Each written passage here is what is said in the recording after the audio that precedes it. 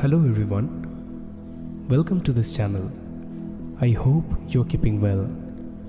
And if you're new to this channel, then please do subscribe this channel as a small token of love for me. So this is the third episode of Srimad Bhagavad Gita, Shlok 13. Tatah shankhascha vedyascha panavana kagomkha Shahasaivyapyahannastasya shabdastha mulah bhavata. After that, the conch shells, drums, bugles, trumpet, and the horns were suddenly sounded, and the combined sound was tumultuous. Shlok 14. Tatah shvete hair yukte mahati snandane sthitaha madhava pandavaschaiva Divya Sankho Pradadmatu. On the other side, both Lord Krishna and Arjuna, stationed on a great chariot drawn by white horses, sounded their transcendental conch shells. In contrast with the conch shell blown by Bhishmadeva, the conch shells in the hand of Krishna and Arjuna are described as transcendental. The sounding of the transcendental conch shells indicated that there was no hope of victory for the other side. Jaishtu Panduputranam Yesham Pakshe Janardana. Victory is always with the persons like the son of Pandu, because Lord Krishna is associated with them.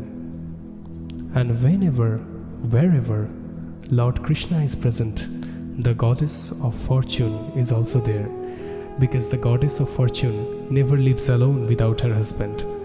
Therefore, victory and fortune were awaiting Arjuna, as indicated by the transcendental sound produced by the conch shell of Vishnu or Lord Krishna.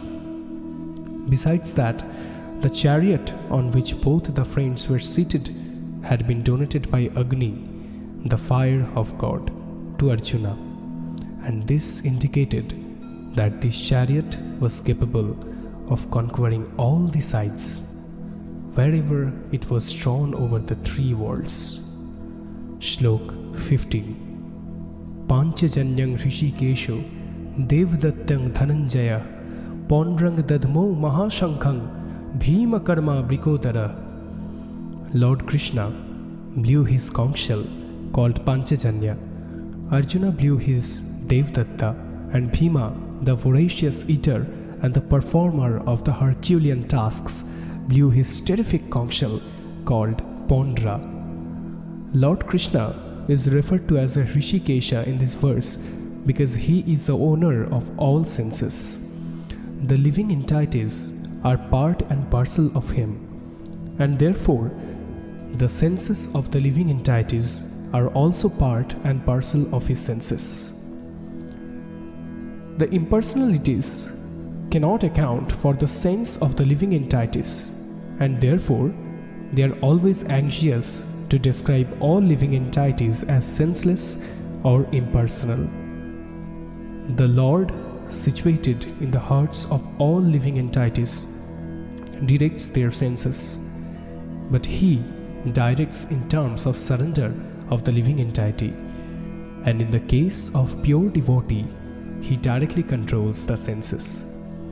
Here, on the battlefield of Kurukshetra, the Lord directly controls the transcendental senses of Arjuna, and thus his particular name of Hrishikesha. The Lord has different names according to his different activities.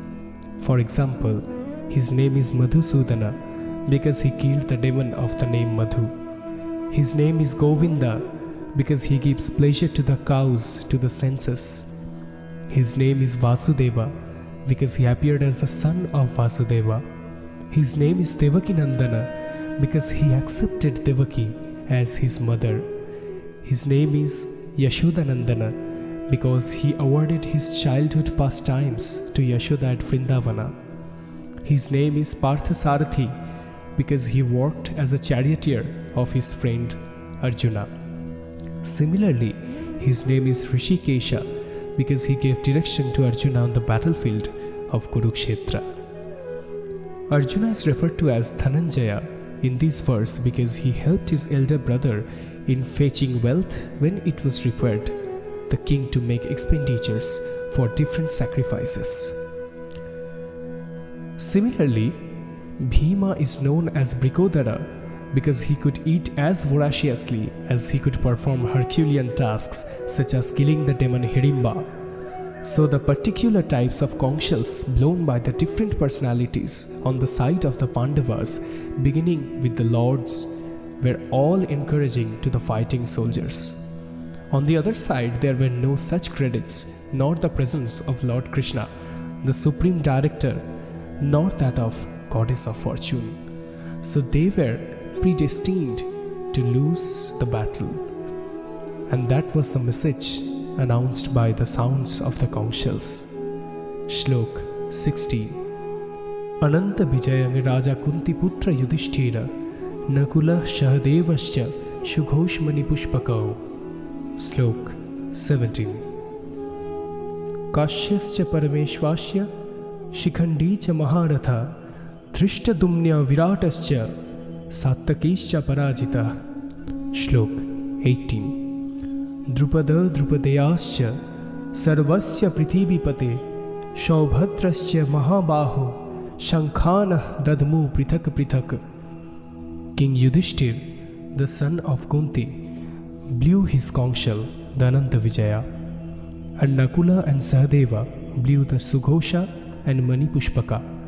The great archer, the king of Kashi, the great fighter Shikhandi, Drishtadumnya, Virata, the unconquerable Satyaki, Draupada, the sons of Draupadi, and the others. O king, such as the mighty armed son of Subhadra, all blew their respective counsels. Sanjaya informed King Dhritarashtra very tactfully that his unwise policy of deceiving the sons of Pandu and endeavoring to enthrone his own sons on the seat of the kingdom was not very laudable. The signs already clearly indicated that the whole Kuru dynasty would be killed in that great battle, beginning with the grandsire Bhishma down to the grandsons like Abhimanyu and others, including kings from many states of the world, were all present there and all were doomed.